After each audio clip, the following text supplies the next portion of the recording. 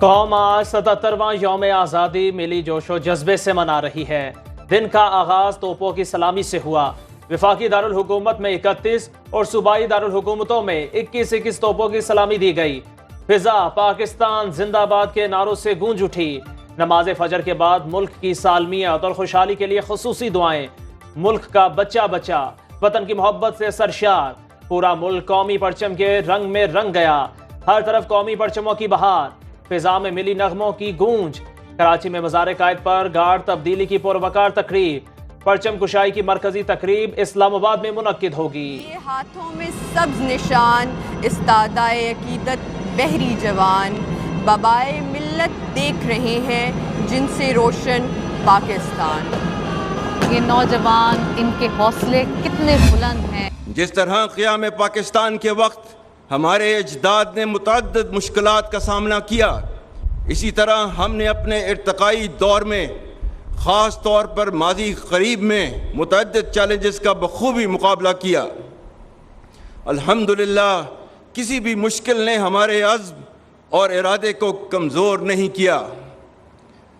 تاریخی طور پر ہمارے قومی جذبے کو ہمیشہ آزمائش میں تقویت ملی اور ہم من حیث القوم ہمیشہ ہر مشکل کے بعد اور بھی زیادہ مضبوط بن کر ابھرے۔ افواج پاکستان کو کمزور کرنا پاکستان کو کمزور کرنے کے مترادف ہے۔ قوم کا پاک فوج پر غیر متزلزل اعتماد ہمارا سب سے قیمتی اثاثہ۔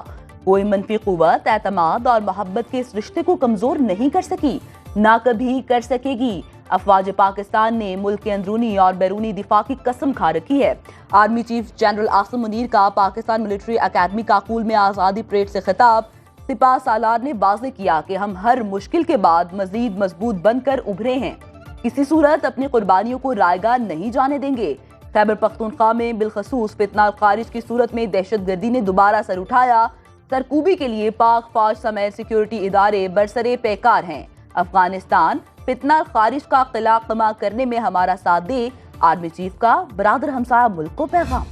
خیبر پختونخوا کے بہادر بھائیوں، بہنوں، جوانوں، اللہ کی بابرکت ذات اور پوری قوم آپ کے ساتھ ہے۔ یہاں پر میں صوبہ بلوچستان کا ذکر کرنا بھی لازم سمجھتا ہوں، جو نہ صرف بہادر اور حب الوطن لوگوں کا مسکن ہے بلکہ قدرتی وسائل سے مالا مال ہے۔ تاہم چند عناصر جو اسے غیر مستحکم کرنے کے در پہ ہیں، ان کو جان لینا چاہیے کہ پاکستان کو کمزور کرنے کی اجازت کبھی نہیں دی جائے گی۔ آرمی چیف نے کہا کہ ڈیجیٹل دہشت گردی کی مذموم کوشش کی جا رہی ہے۔ اس کا مقصد قوم میں انتشار اور مایوسی پھیلانا ہے۔ ریاستی اداروں اور عوام کے درمیان خلیج پیدا کرنے والوں کو مایوسی کے سوا کچھ نہیں ملے گا۔ جنرل عاصم منیر نے کہا، نا اتفاقی اور انتشار ملک کو کھوکھلا کر کے بیرونی جارحیت کی راہ ہموار کرتے ہیں۔ ہمارے آباء و اجداد نے جو امید کی شمع جلائی اسے کبھی بجھنے نہیں دیں گے۔ یاد رکھیں مایوسی کفر ہے۔ قوم خیبر پختونخوا میں دہشت گردی کے خلاف جنگ میں ایثار پر پختون بھائیوں کو سلام پیش کرتی ہے۔ Chief of army staff general Asim Munir کا خیبر پختونخوا کے عوام کو قرآنی آیات کی روشنی میں اہم پیغام۔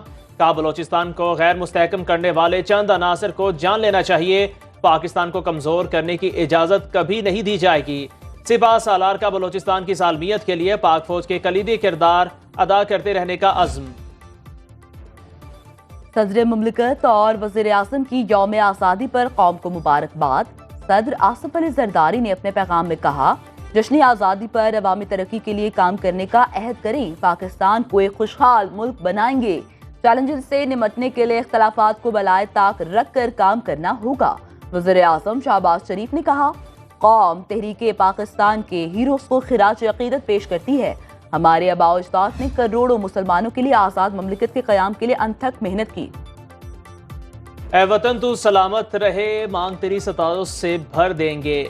کراچی سے گلگت تک قوم جشن آزادی منانے کے لیے پرجوش۔ اسلام آباد کے F9 پارک میں جشن آزادی فیسٹیول۔ کراچی میں منچلوں کا سی ویو پر وطن سے محبت کا والہانہ اظہار۔ آرٹس کونسل میں خصوصی تقریب۔ فورٹ گراؤنڈ میں آتش بازی۔ لاہور میں مینار پاکستان پر جشن آزادی کی مرکزی تقریب۔ کوئٹہ کے نواب اکبر بگٹی اسٹیڈیم میں یوم آزادی کی تقریب۔ نائب وزیر اعظم اسحاق ڈار، اسپیکر قومی اسمبلی ایاز صادق اور وزیر اعلیٰ سرفراز بگٹی کی شرکت۔ پشاور میں بھی جشن آزادی کی تقریب